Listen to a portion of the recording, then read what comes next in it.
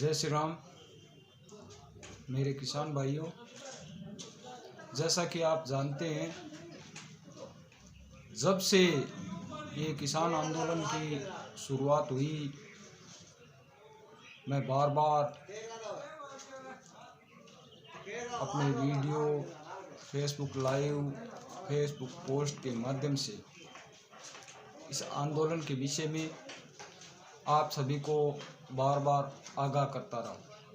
क्योंकि मेरा जीवन किसान सेवा में गुजरा है। मैंने 50 साल ले लिए और लगभग 20 साल मैंने सिर्फ किसानों के बीच गुजारे।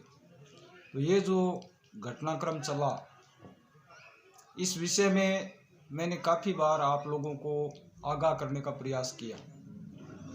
परिणाम स्वरूप इस बार हमें आप लोगों द्वारा वो प्यार नहीं मिला जो मिलना चाहिए था।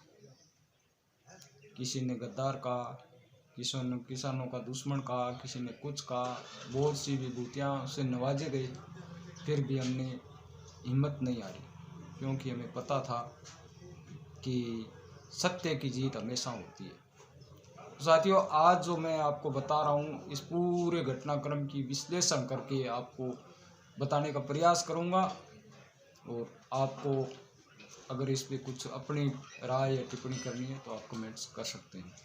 तो साथियों, आपने किसान के बेटे हो, किसान के घर जन्म लिया है, तो एक देखा होगा, एक विषवेल होती है जिसको अपनी भाषा में राजस्थान में विषलुमा कहते हैं, जो देखने में अपने तरबूज या मतीरे के जैसा होता है। ठीक वैसा ही होता है, मगर मतीरा फोड़ने के बाद जब हम खाते हैं तो मीठा होता है, तरबूज भी मीठा होता है। और विषलुमा जो होता है वो फूटता बड़ी मुश्किल से। तो जब फूटता है और जब उसको चखते हैं तब पता चलता है कि ये विषलुमा था, ये तो मतीरा था नहीं, हमें भ्रम था। ये कुछ इस किसान आंदोलन के साथ हुआ। जैसा कि मैं इन कम्युनिस्टों के साथ में रहा हूँ, मुझे पता है इनके हर एक गतिविधि, रणनीति का पता है कि ये विषलुमे के तरफ पक्के तो बहुत होते हैं। 5 आदमी लेकर के ये 6-6 महीने तक नहीं हिलते, ये इनकी फितरत है। और 100 आदमी अगर इनको मिल जाए तो फिर तो कहना ही क्या, ये तो सिस्टम को पूरा चेंज करके ही दम लेते हैं। और इस बार तो लाखों की भीड़ मिल गई। मन बहुत आशंकित था, बहुत चिंतित था कि इस बार कुछ बड़ा होगा और देश को बड़ा नुकसान होगा, और सबसे बड़ा नुकसान किसान को होगा। क्योंकि इस बार जो होगा उसमें सबसे ज़्यादा जो बदनाम होगा वो किसान होगा। और बंदर के हाथ में उस तरह आ गया, और ये विषलुमे को, उस विषबेल को मतीरा समझ के किसान भाई इनके साथ हो गए।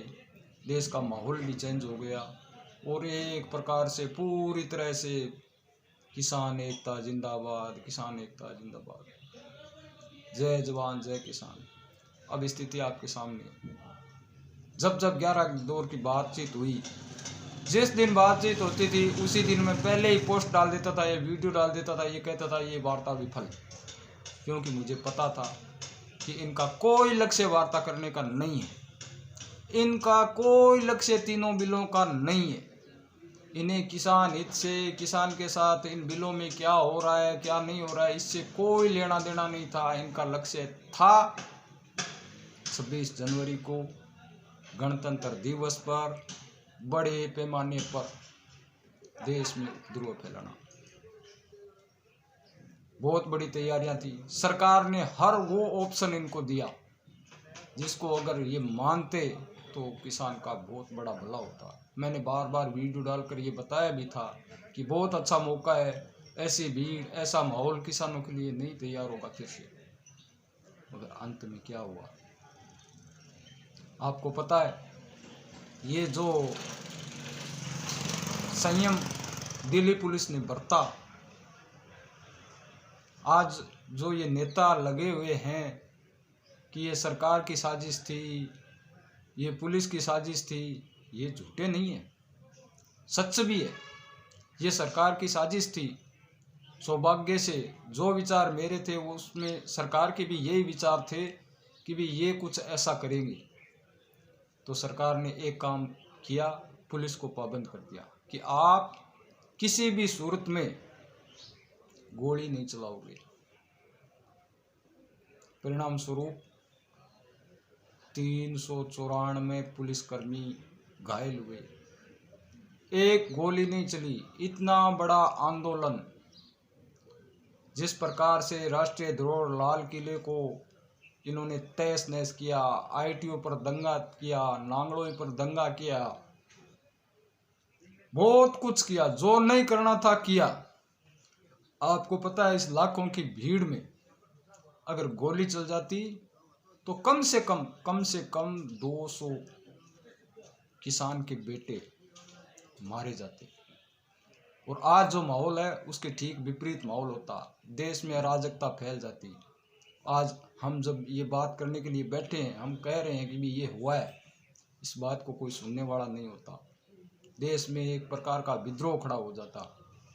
और जो ये लोग कह रहे हैं ना कि ये साजिश है, इनकी पोस्टें मैं उसी दिन देखना शुरू कर दिया था। ये जनरल डायर है मोदी, ये जनरल डायर को पीछे छोड़ दिया, क्योंकि सीमा जो अंदर से जो गुबार होता है वो निकलना शुरू हो जाता है समय से पहले इनकी पोस्टें आनी शुरू हो गई थी।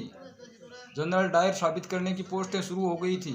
इनकी योजनाएं, जब पुलिस ने संयम को नहीं खोया तो ये इनकी योजना भी विफल हो गई, इनकी औकात भी देश के सामने आ गई।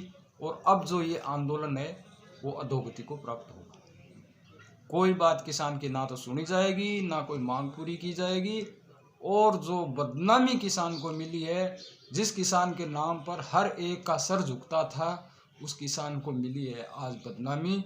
इतना बड़ा दुख, इतनी बड़ी शर्म की बात कभी नहीं हुई।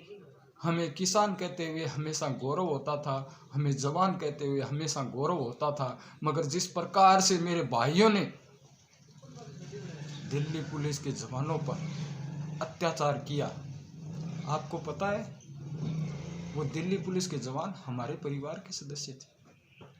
वो ब्रिटेन से, इंग्लैंड से, अमेरिका से नहीं आए थे।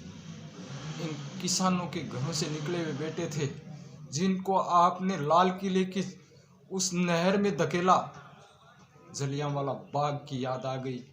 और वो उपद्रवी भीड़ जो इन किसान नेताओं ने लगातार 60 दिन तक भड़का कर मानव बम तैयार कर दिए मेरे किसान परिवार के बेटों को।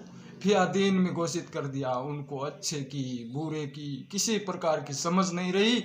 और मेरे किसान भाइयों को आज बदनामी का ये जो बड़ा जुल्म और बड़ा जो ये जिस प्रकार का ये में टिक्का मिला है, इसको हम कभी भूल नहीं सकते। साथियों, जिस प्रकार से मैं बार बार ये कह रहा था, क्योंकि किसानों के बीच में जीवन गुजारा है, हम कुछ भी सहन कर सकते थे। हमारे प्रति आप कुछ भी बोलो, हमें अच्छा लगता। मगर जिस प्रकार की हरकत इन्होंने किसान के नाम के साथ की है, देश इन्हें माफ नहीं करेगा। किसान अन्नदाता है। किसान कभी किसी को मारता नहीं है, जीवन दाता है। एक दाने के 1000 दाने बढ़ता है। मगर जिस प्रकार से इन्होंने किसानों को भ्रमित किया, और इसके पीछे जो लगी ताकतें,